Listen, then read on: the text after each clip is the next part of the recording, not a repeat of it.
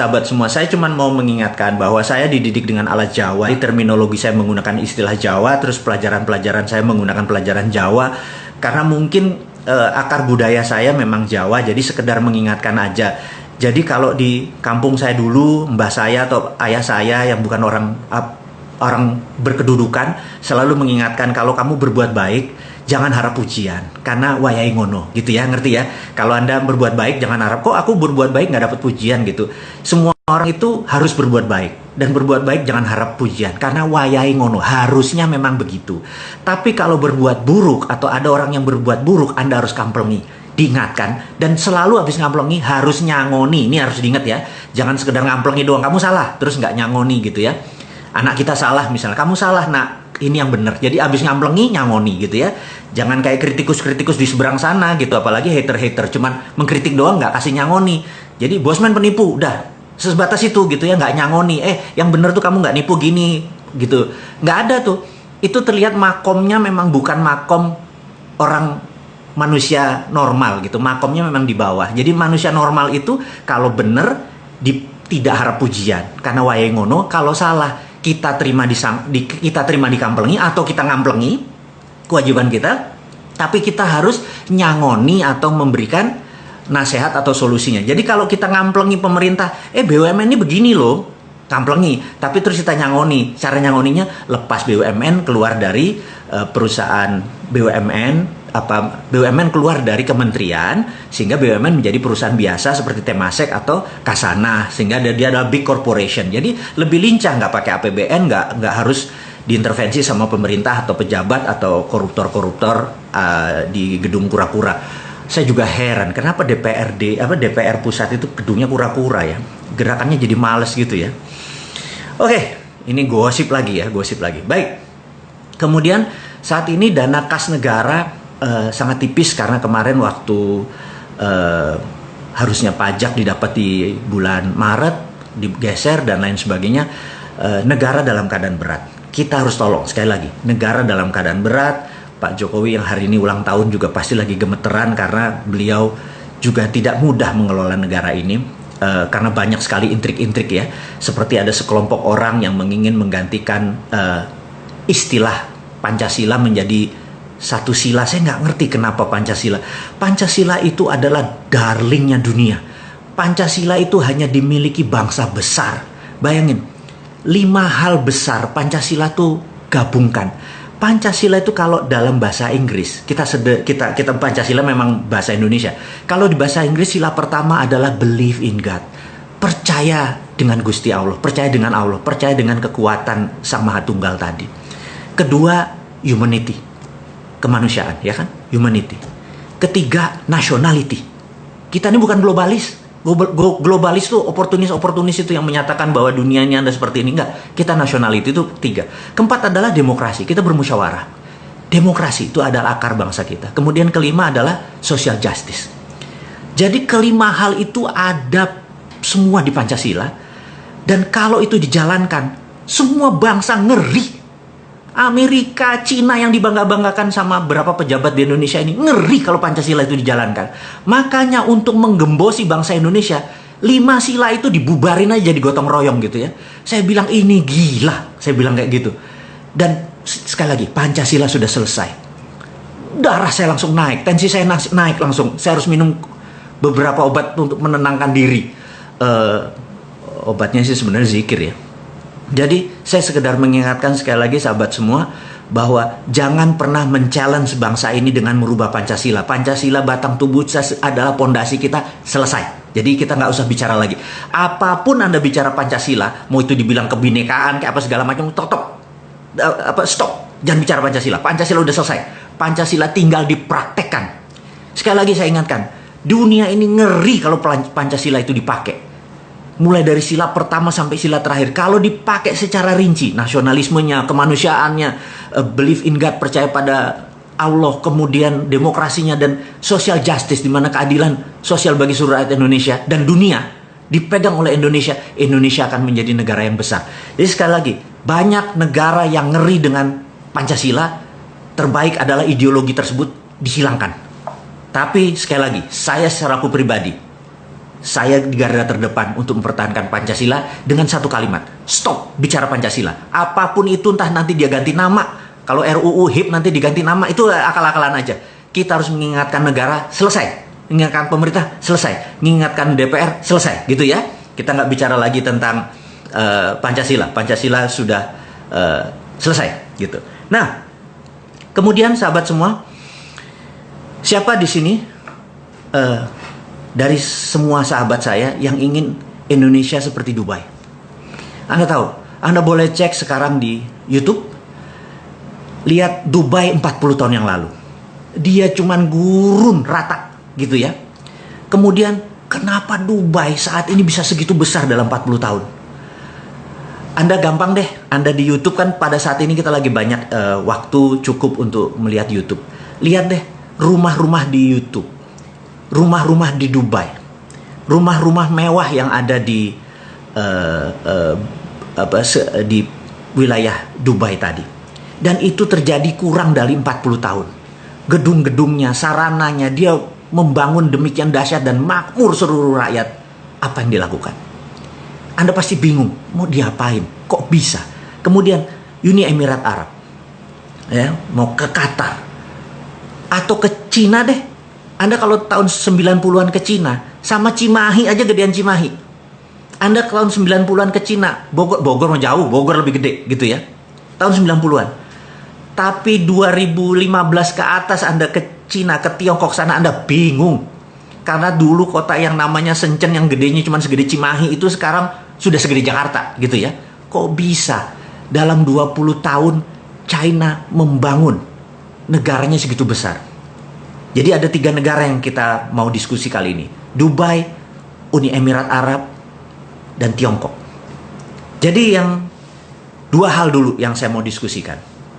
Jadi Dubai menggunakan SWF atau Sovereign Wealth Fund. Sovereign adalah kedaulatan. Uni Emirat Arab, UAE, pakai Sovereign Wealth Fund gitu ya. Dan langkah ini ditiru oleh Saudi Arabia. Saya ingin mengingatkan bahwa untuk membuat bangsa ini besar, saat ini kita tahu Pak Jokowi masih punya 4 tahun lagi, dan ini kesempatan untuk menggunakan kekuatan Sovereign Wealth Fund. Saya tahu bahwa banyak sekali pejabat yang ngeri kalau SWF ini dipakai. Ngeri karena Amerika mendadak jadi takluk sementara dia mengiblat ke Amerika.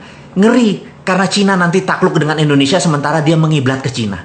Sementara followernya Bosman dan saya secara pribadi mengingatkan, fuck Amerika, fuck Tiongkok. Jelas ya kalimatnya ya. Kita harus bangga dengan bangsa Indonesia dan kita berangkat dengan Sovereign Wealth Fund. Bagaimana itu? Saya mau ceritakan sedikit. Sovereign Wealth Fund adalah menggunakan kekuatan sovereign. Apa yang sovereign kekuatan nasional kita? Kita lompat sebentar. Saudi Arabia tahun 2030, rencananya tahun 2030, tapi kayaknya akan dimajukan ke tahun 2022. Saudi Arabia tahu bahwa cadangan minyaknya dan cadangan gasnya akan musnah 40 tahun dari sekarang. Jadi apa yang terjadi kalau Saudi minyaknya habis? Sementara Saudi Arabia adalah mendapatkan uangnya dari petrodolar, alias petroleumnya menghasilkan dolar. Jadi dia adalah negara yang disebut petrodolar country. Sahabat semua, jadi begitu cadangan minyak dan gasnya habis, negara tersebut bisa menjadi negara paria atau negara gagal, fail state atau negara setengah gagal. Paria ya, fail state, terus ada negara gagal. Nah, ingat Nauru. Nauru adalah sebuah negara. Mulai kalau sahabat Bosman ini kalau ditanya Nauru, kepalanya mendadak di mana tuh Nauru gitu ya. Nauru itu ada di Polinesia. Jadi di sahabat kita ada 5 provinsi seperti Ambon, Flores, kemudian Papua, itu adalah dari Melanesia gitu ya. Ujung Melanesia ada sebuah negara namanya Nauru. Nauru itu penghasil P2O5. P2O5 adalah fosfat. Sangat kaya. Dan Amerika, yang kurang ajarnya Amerika, itu mengeksploitir fosfat. Tapi negara tersebut begitu dieksploitir, mereka datang dolar begitu banyaknya. Apa yang terjadi begitu tahun 90-an kemarin, P2O5-nya, fosfatnya habis. negara itu miskin, nggak punya apa-apa. Sekarang dia cuma hidup dari pariwisata. Itulah mengapa sumber daya alam di Indonesia, saya teriak-teriak begitu RUU Undang-Undang Minerba RUU menjadi Undang-Undang Minerba, saya teriak-teriak tapi nggak ada satupun sahabat saya yang mengerti kenapa saya teriak-teriak. Karena saking bernegaranya itu mungkin kurang terlalu dalam. Ya sudah, saya ngomong lewat video saya ngomong lewat IG ini. Jadi begini, kita menghasilkan nikel, yes. Dan nikel Indonesia itu punya hal yang luar biasa. Jadi kita tahu ada Li atau lithium. Lithium itu nggak ada tambangnya. Lithium itu adalah produk ikutan. Jadi sewaktu kita menjual nikel, yang dibeli cuma nikel, yang dibayar cuma nikelnya, lithiumnya menjadi produk ikutan yang tidak dibayar, saya teriak. Harusnya kan konten yang dibayar. Kemudian kita tahu bahwa nikel di Indonesia itu juga ada feronya atau disebut ferronikel. Tapi feronya, besinya nggak dibayar, Fe-nya. Jadi dibayar cuma Ni-nya doang, nikelnya doang. Harusnya yang dibayar adalah kontennya, feronya, nikelnya, lithiumnya. Tapi sekali lagi, karena mungkin sekali lagi bernegaranya masih kurang paham, masih nggak terlalu banyak mengerti tentang dunia tambang. Jadi begitu nikelnya diangkat, yaudah kita dapat untung dari pajak dari nikel. Dan pabrik di Konawe, pabrik di saya meragukan bahwa itu bisa memisahkan nikelnya dari fero atau memisahkan nikelnya dari lithiumnya. Jadi sahabat semua, mohon maaf saya minta ulangi lagi. Suara saya masih jelas ya? Tolong jempolnya, karena saya agak sedikit. Oke, terima kasih. Jadi sahabat semua, kita sudah buat kesalahan waktu Freeport. Ya mungkin ini senior-senior kita, bapak-bapak kita yang usianya sekarang udah 80-70 tahun, buat kesalahan yaitu Freeport yang dibayar cuma kopernya saja. Padahal koper konsentrat tadi kalau dimasukkan smelter ada goldnya, ada platinumnya, ada uraniumnya, dan itu kita tidak ada untungnya karena yang dibayar cuma koper konsentrat. Saya pikir udahlah, kegoblokan ini jangan diulang lagi. Sekarang nikelnya feronya nggak dibayar, lithiumnya nggak dibayar. Saya bukan anti pemerintah, saya cuman perbuatan yang merugikan bangsa dan negara. Saya cuman mau bunyi. Jadi ke depan feronya harus dibayar juga, lithiumnya harus dibayar juga. Jadi waktu pabrik dibangun itu saya minta, itu kan pabrik nikel. Apakah nikel doang yang dikirim? Enggak. Lithiumnya keangkut, nggak dibayar gitu ya. Jadi sekali lagi, itu adalah sovereign kita atau natural resources, aset kita yang kebuang. Itu padahal kalau saya berhentikan itu, tidak usah nambang, mendingan jadi SWF. Nah, saya harus menerangkan SWF ini. Sekali lagi ya, mohon sabar di dalam berbicara dengan bosman ini karena suka lompat-lompat demi pelajarannya dapat. Karena saya tahu teman-teman atau sahabat semua kadang-kadang buku kurang sempat dibaca, pelajarannya sudah cukup sibuk dengan ngurusi kehidupan. Biar saya aja deh yang baca, saya terjemahkan dengan bahasa sederhana, bahasa populis. Kembali lagi, jadi Saudi nggak mau seperti Nauru. Kalau jadi seperti Nauru, negaranya bangkrut, apa yang terjadi gitu. Jadi Saudi akan merubah dari negara petrodolar di tahun 2022, katanya 2030, dia akan menerbitkan SWF, Sovereign Wealth Fund. Aramco akan menerbitkan Sovereign Wealth Fund. Nilainya adalah 2.000 billion atau 2 triliun dolar. Itu banyaknya minta ampun, gitu ya. Nah, dia akan majukan, dia ambil, jadi misalnya gini, ini contoh aja. Cadangan dia nilainya 5.000 gitu ya, triliun, yang 2.000 diambil duluan. Untuk apa diambil duluan? Dia akan membuat Saudi menjadi negara yang disebut service country, negara jasa. Negara jasa itu seperti apa? Negara jasa itu adalah negara yang melayani sektor non-fisik. Jadi jasa keuangan, jasa pariwisata, jasa. Dan property country. Jadi dia akan membangun properti karena dia tahu minyak mungkin hanya 40 tahun lagi. Tetapi yang namanya tamu Allah sampai akhir zaman masih ada. Jadi dia merubah corporate action country-nya dari petrodolar menjadi melayani tamu Allah. Yang tadinya Ka'bah dan sekitarnya hanya bisa menerima 2 juta sampai 3 juta, sekarang mungkin bisa 10 juta. Sarananya dibesarin. Itu dengan tamu Allah tadi, dia bisa tetap kaya sampai akhir zaman gitu ya. Nah, itu yang kita sebut sovereign wealth fund-nya diambil untuk merubah country action-nya. Nah, kita juga sama. Dubai, dia tahu sumber minyak dia juga ada limitnya.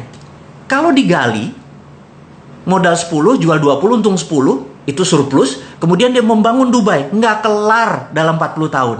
Apa yang dilakukan? Sama, dia terbitin SWF juga, gitu ya, diterbitin SWF juga, Sovereign Wealth Fund. Dia forward, diambil lah di tahun 90-an, diambil ke depan. Itulah yang dia buat bangun Dubai menjadi hub dari Timur Tengah. Jadi hub. Jadi kalau kita mau ke Italia, kita mendarat dulu di Dubai. Kita mau ke Amsterdam, diarahkan mendarat di Dubai. Dia menjadi hub country, gitu ya. Secara financial, keuangan di sana dibangun oleh pemerintah Dubai. Secara sarana disiapkan, dan itu semua diambil forward. Nah, sekarang Indonesia bagaimana?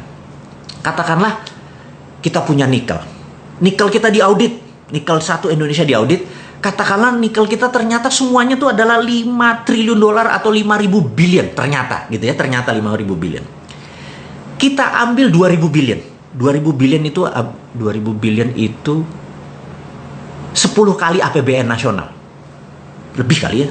15 kali APBN nasional. Jadi kayak APBN Indonesia ini yang memeras pajak keringat rakyat ini, tanpa rakyat bayar pajak diambil semua. Berarti kita dapat duit 15 kali dari APBN. Bayangin ya, di forward. Tapi 20% cadangan nikel kita diterbitkan yang namanya sovereign wealth fund. Siapa yang beli? Gitu ya, siapa yang beli? Misalnya Singapura mungkin beli gak? Mungkin. Singapura gimana belinya? Karena kan dia nggak punya natural resources. Negara Singapura tidak punya natural resources, sumber daya alam. Jadi dengan membeli sovereign wealth fund Indonesia, dia memiliki sovereign wealth fund juga. Sovereign wealth, bukan fund ya. Sovereign wealth, dia mempunyai kekayaan nasional. Jadi yang tadi, nikel tadi diambil sama dia. Kita mendapat uang dari Singapura tadi, di forward kita membangun. Jadi kalau bisa cadangan nasional kita nih jangan digali buat anak cucu kita. Karena kalau sekarang digali ya cuman untung dari jadi komoditi, bukan jadi aset. Sekali lagi, ini nanti saya berikan, komoditi itu jadi dagang, jadi market. Tapi kalau menjadi aset, itu nilainya jadi lebih besar. Oke, saya lanjutkan ya.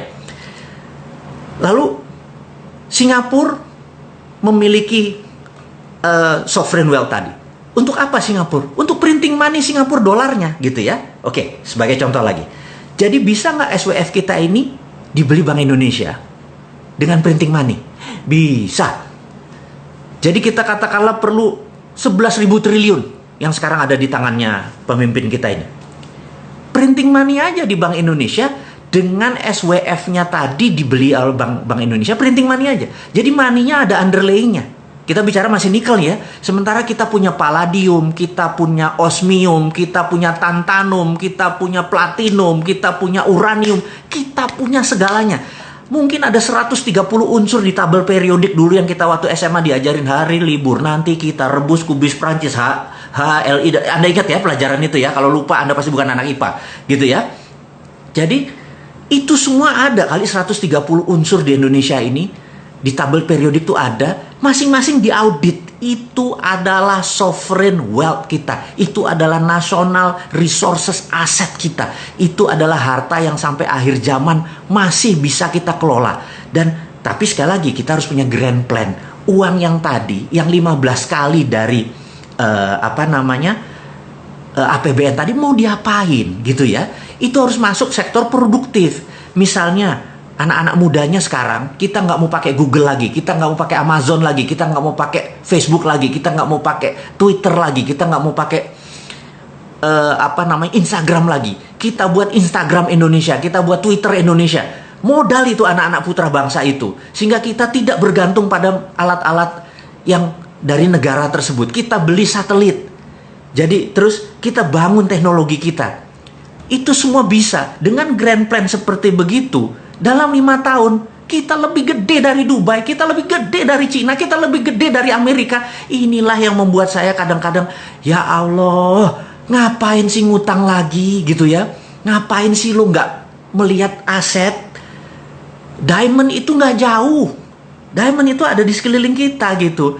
Dan inilah yang sekedar kita mengingatkan bahwa dengan SWF, dengan Sovereign Wealth Fund, negara ini nggak berhutang, negara ini berdaulat. Negara ini punya grand plan. Apa mentang-mentang sejak kita menggunakan Undang-Undang 2002 kita nggak punya GBHN, garis besar haluan negara kita nggak ada, sehingga kita nggak tahu mau kemana, cuma ngabisin anggaran. Nggak ngono ngelola negara. Kalau kayak gitu mah nggak usah sekolah tinggi-tinggi, nggak usah gaul tinggi-tinggi. Semua orang jadi bisa. Nggak sesederhana itu mengelola negara, Cuk. Jadi sekali lagi, saya cuma mengingatkan bahwa ngelola negara tuh simple kalau kita sederhanakan. Tapi kalau kita serba takut IMF lah, takut obor Cina lah, takut Xi Jinping lah, takut Trump lah. Gila ya, yang ditakuti ya Allah satu, itu aja. Nanti di akhirat lu ditanya, itu aja ditakuti. Susahnya minta ampun. Aduh, kok banyak bener hidup ini ditakut-takuti ya. Jadi sahabat semua, saya jadi emosi nih kalau udah hari Minggu ketemu teman-teman, kita harusnya buat senang-senang karena Senin hari kerja, tahu-tahu bosman bawa hal yang memprovokasi semuanya. Enggak. Ngapunten sekali lagi, tidak ada niat saya untuk menjadikan negara ini berantakan, tidak. Saya ini sangat NKRI garis lurus, garis lucu. Saya ingin negara ini berdaulat, dan saya ini capek dengan pejabat yang memuja sistem yang nggak jalan. Old system doesn't work, IMF doesn't work, gitu ya. Obor, One Belt One Road yang semuanya ke Cina, it doesn't work. Itu work buat mereka, IMF ya work buat Amerika gitu loh, bukan buat kita. Kita ini punya SWF di dunia ini. Saya mau mengingatkan, yang mempunyai tambang, natural resources hanya Indonesia. Mau bukti? Ya, kalau Anda ada bola transparan, terus Anda dikasih glitter. Glitter itu apa yang mengkilat-mengkilat putih tuh. Terus Anda puter itu bola plastik. 1 jam dia Anda puter. Anda tahu bahwa itu glitter itu akan ngumpul di tengah-tengah bola tersebut, gitu ya. Dan sahabat semua, kita ini kalau garis khatulistiwa Indonesia ini megang wilayah yang sangat panjang. Dan sudah miliaran tahun bumi itu berputar, gitu ya. Saya bukan percaya flat earth ya, jadi saya adalah percaya bumi itu putar. Jadi flat earth silahkan Anda percaya dengan yang lain dan nggak ngerti gimana mineral itu ada di Indonesia. Jadi seluruh mineral itu ada di pinggangnya kita, gitu ya.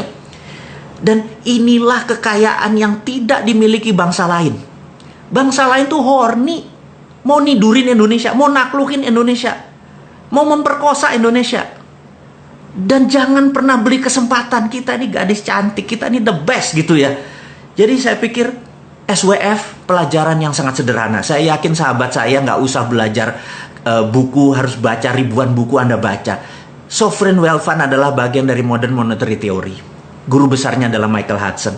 Dia mengingatkan gampang, bukunya tebel-tebel. Anda capek kalau baca buku dia. Tapi saya sarikan bahwa SWF hanya dimiliki tidak semua negara, Indonesia salah satunya. Dan Indonesia memiliki pasal 33 yang melindungi kekayaan nasional tersebut. Karena segala yang ada di bumi adalah milik negara, gitu ya. Jadi sekarang kontraktor-kontraktor itu yang namanya Freeport minggir. Dia cuman kayak kontraktor aja, kayak pembuat rumah. Jadi dia kalau kita punya hotelnya ya dia Grand Hyatt-nya dia kelola. Begitu Grand Hyatt-nya screw up ya kita ganti dengan Novotel. Novotel screw up kita ganti dengan Le Méridien. Suka-suka kita, karena kita yang memiliki. Jangan sampai dia yang memiliki. Kalau sekarang kan Freeport yang ngambil, Freeport yang punya asetnya, Freeport yang jaminin. Kok bisa? Nggak boleh lagi. SWF harus dipegang nasional. Jadi di Indonesia saya sarankan gimana SWF itu bisa beroperasi. Jadi saya sarankan di teman-teman di Kementerian SDM, buatlah SKK Minerba, Satuan Kerja Khusus Minerba, mineral dan batu bara, dan Anda bisa menerbitkan SWF Anda adalah instrumen negara karena ada SKK, Satuan Kerja Khusus. Anda adalah BUMNK, Badan Usaha Milik Negara Khusus. SKK Minerba tadi, Anda yang mengaudit semua kekayaan nasional ini. Dan Anda bisa lakukan itu dengan sangat cepat. Anda audit berapa nikel di sini, berapa dolomit di sini, berapa tantalum di sana, berapa osmium di mana gitu. Anda tahu. Anda segera lakukan, dan kita mulai dari mana? Kita mulai dari nikel, katakanlah. Kita mulai dari koper, bisa. Kita mulai dari emas, bisa juga gitu ya. Karena semua itu mungkin, dan semua itu negara lain butuh. Sahabat semua, mudah-mudahan pelajaran tentang SWF ini bisa menangkap sedikit gambaran bagaimana kita bernegara. Jadi sekali lagi, video dari Bosman, IG dari Bosman adalah cara cerdas bernegara. Kita memberikan solusi. Dipakai nggak dipakai itu bukan tugas kita. Kita sudah mengingatkan. Nanti di akhirat kalau ditanya, ilmumu sudah kamu ingetin, sudah dipraktekin, enggak, bukan urusanmu, gitu ya. Ini juga teman-teman, saya minta, saat ini ada 12.300 sahabat yang menonton acara Bosman ini. Saya harap Anda juga berkontribusi. Sebarkanlah tentang SWF ini. Sebarkanlah bahwa potensi kita ini lebih bisa membuat bangsa Indonesia besar. Jadi, apa yang membuat bangsa Indonesia besar? Saya ulangi lagi. Nomor 1, Pancasila. Pancasila ini ditakuti oleh dunia kalau itu dipraktekkan. Kedua, SWF kita. Karena hanya negara Indonesia memiliki natural resources, aset yang bisa di forward, kita ambil sebagian di muka. Sekali lagi, syarat waktu untuk diambil itu kita harus punya grand plan-nya. Kita harus punya grand plan-nya dan fokuskan grand plan ini untuk membantu mereka yang di bawah 40 tahun. Lupakan yang seperti saya yang sudah di atas kepala 5 ini. Lupain. Karena sebentar lagi kami sudah nggak ngerti sama kalian yang muda-muda ini. Kalian yang di bawah 40 tahun ini kan 60% penduduk Indonesia. Kalian yang harus mengendalikan. Jangan kalian diperdaya sama orang-orang kayak saya. Kalian harus lebih pinter. Jadi saya hanya memberikan. Bukan untuk saya, untuk Anda. Kalau Anda nggak percaya SWF gimana sih bisa jalanin? Saya nggak percaya itu sama Bosman. Nggak apa-apa. Anda pelajari lebih jauh lagi. Gitu ya. Anda perdalam lebih jauh lagi. Anda lebih pinter dari saya. Gitu. Dan semua harus kita lakukan berdasarkan konstitusional. Jadi kita nggak ingin merubah negara ini dengan cara-cara yang tidak konstitusional. Harus konstitusional. Harus produktif. Tidak merusak. Tidak saling menghujat. Biar buzzer aja nanggung dosanya. Karena nanti begitu bosnya udah nggak berkuasa, buzzer ini gue nggak tahu, dikuliti kali ya. Sama yang lain, saya nggak tahu. Kok bisa hidup dengan sesuatu yang akan mengancam jiwanya beberapa tahun lagi gitu ya. Nggak enak banget. Tapi ada loh orang yang memilih kayak gitu. Mengejek yang lain, mengejek bangsa sendiri, membelah-belah. Dan gak bosen-bosen gitu ya. Sehingga saya pikir bangsa ini akan terus terbelah karena yang dipiara yang kayak gitu. Apa yang kita lakukan? Jangan lawan. Kita cuma ngingetin doang. Bos, lu ada umurnya, lu ada batasnya. Suatu hari gak berkuasa, awas lo ya gitu ya. Bukan gue yang balas. Tapi ada seseorang yang karma versi keseimbangan alam. Sistem punya cara untuk menyeimbangi. Jadi jangan pernah merasa di atas. Dan jangan rendah hati waktu di bawah. Semua itu seru aja. Ambil nikmatnya aja, ambil indahnya aja gitu ya. Kita harus bergandengan tangan terus sahabat semua. Sekali lagi kita akan menceritakan tentang SWF. Mudah-mudahan kegambar bahwa Dubai, Uni Emirat Arab, sekarang Aramco dengan Saudi Arabianya akan pakai sovereign wealth fund. Dan Anda boleh saya kasih kejutan satu lagi. Saya tahu salah satu cita-cita saya adalah gimana caranya Timur Timur balik ke Indonesia lagi tanpa tumpah darah gitu ya. Jadi caranya adalah dengan cara kita memberikan funding. Kita berikan seperti Cina kayak ke kita. Project kita biayai, semua kita biayai. Sampai mereka tergantung sama kita, mereka jadi pasrah sama kita. Akhirnya mereka udah deh balik lagi ke Indonesia tercinta gitu ya. Dan cara-cara ini sebenarnya cara nyemoni, cara nyindir. Bahwa kita adalah kayak perpanjangan tangan sebuah negara. Saya nggak sebut negaranya karena nanti disangka saya memprovokasi. Tapi saya memberi contoh aja. Kalau saya punya sovereign wealth fund tadi, kita kasih Timur Timur, kita kasih Timur Timur, akhirnya Timur Timur menyatu kembali. Dan tanpa tumpah darah tentunya. Nah, kalau kita bisa ambil, berarti Indonesia juga bisa diambil sama sebuah negara ya, yang menerima saat ini kita apa-apa mata uangnya kita pakai mata uang dia, teknologinya pakai teknologi dia, jualnya ke dia, kemudian pasarnya dia, terus kita cuma dapat pajak kecil gitu ya, terus merasa, woi kita sukses gitu ya, babe lo. Saya udahlah nggak usah.